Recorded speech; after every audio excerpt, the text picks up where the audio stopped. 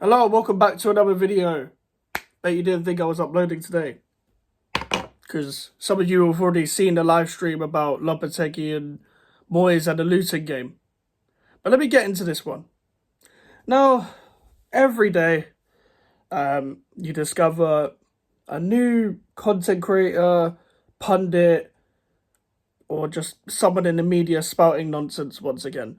And I thought I would do this one because why not? Why not? This one is a YouTuber or a YouTube podcast that is spouting nonsense this time. And I'm not going to have this again. Because every time I'm watching or I'm searching West Ham on YouTube or I'm just flicking through social media, whatever it is, I'm seeing the same nonsense throughout the media. And what we've talked about on this channel or not is why are the people saying in the media, be careful what you wish for all the time? And it's gone through the whole media. Different pundits have been saying it on different outlets and sometimes on the same radio show. It's like they're all being told to say the same thing. Now this time, guys, today, there was a video that dropped by Pitchside podcast, which is a podcast that's done by Theo Baker, Reeve, Tom Garrett, and the guy behind the camera, kind of where it pans to the other side, Lewis Bowden. Now, some of you may know Pitchside for their horrible takes, including Lewis Bowden himself, who we're mainly going to talk about in this video. And yeah, it's like this guy has taken the most mainstream opinion and decided to put it in his own podcast. And I'm sure he's just being a wind-up, but I'm not having this nonsense being put on a mainstream platform. This video isn't going to get as many views as whatever that podcast gets, but I'm here to say my opinion now. Okay, Lewis Bowden. Now, the start of the video starts with, I went from not minding West Ham to preying on their downfall because of how they mistreated Moyes. Oh, I do apologise that our club's finding a new manager after this manager's run out of contracts. It's almost like it's their fucking job to do so. Second of all, the frustration started from last season when we were in a fucking relegation battle. When we was in a relegation battle, we said end on a high. End on a high in the Conference League. Could you imagine if Newcastle didn't win the fucking Conference League? Could you imagine that? You're saying to me you wouldn't have beaten Alkmaar? You wouldn't have beaten Fiorentina last season? This season? Because that was a 14th place West Ham United side that still did all of that. That beat Ghent. That beat Silkeborg. Do you even know where Silkeborg is? Do you even know what league they're in? Do you know where Viborg is? Like, what league they're in? You don't, do you?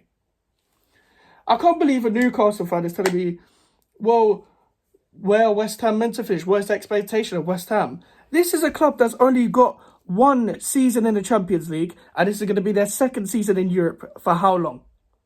For how long? When was the last time Newcastle won a trophy, and was you alive to see it? No, you wasn't.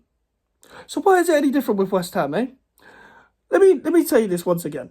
The reason why West Ham fans have expectation now, it all started from, well, people like me anyway, started from when we moved fucking stadium, mate. If we didn't move stadium, none of us would be complaining.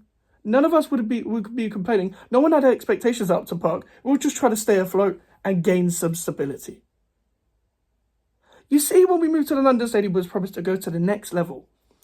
And David Moyes has brought us the first 3 seasons of that. Fair enough. And we've given him credit for that. Some of us aren't just disrespecting him throughout his whole tenure.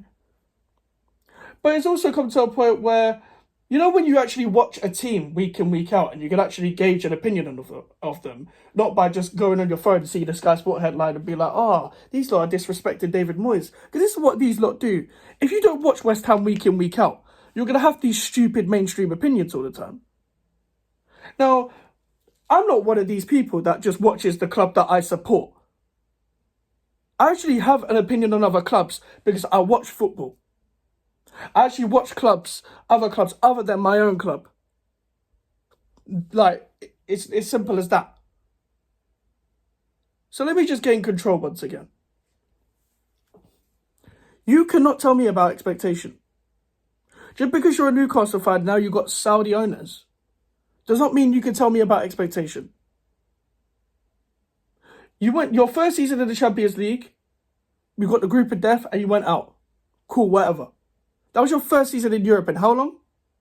And I was hearing stuff about Eddie Howe's future. In one season, in one full season, this is his second full season. Newcastle and Aston Villa's about to finish in the Champions League. Newcastle finished in the Champions League last year. Why should Aston Villa finish in the Champions League? And why should West Ham not try to have that ambition one day? Now, what I do agree with, do I think Lopetegui is the ambitious appointment that everyone else thinks it is? No. I've discussed that today. Do I have to get behind him? I'm kind of forced to. I'm a fan. Doesn't mean I think he's the right appointment at all. But here's the thing. This all started from last season when we were in the relegation battle. The reason why I'm so frustrated, let me take you back. David Moyes tried to change the style of football last season to a style that he couldn't coach last season, which was a possession-based style of football. Now, the reason why nobody ever saw that is because it was a big fucking failure. He brought Mark Warburton in as an attacking coach, it didn't work.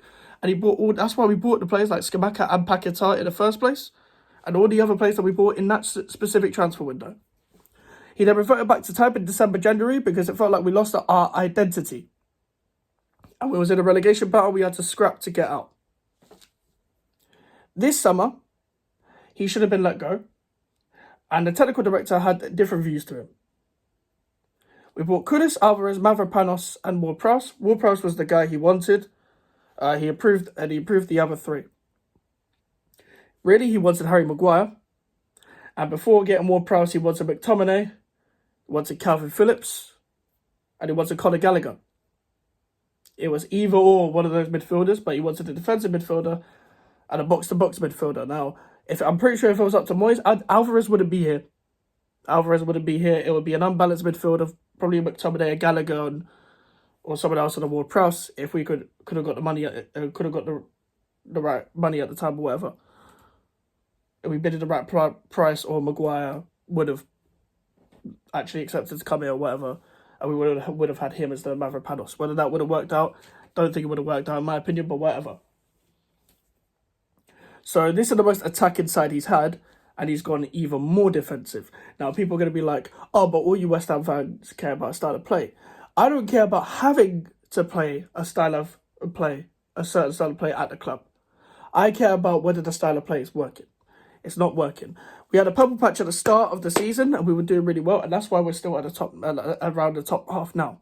Because people like Brian are inconsistent. People like Newcastle, like your team, are inconsistent, now going on a run.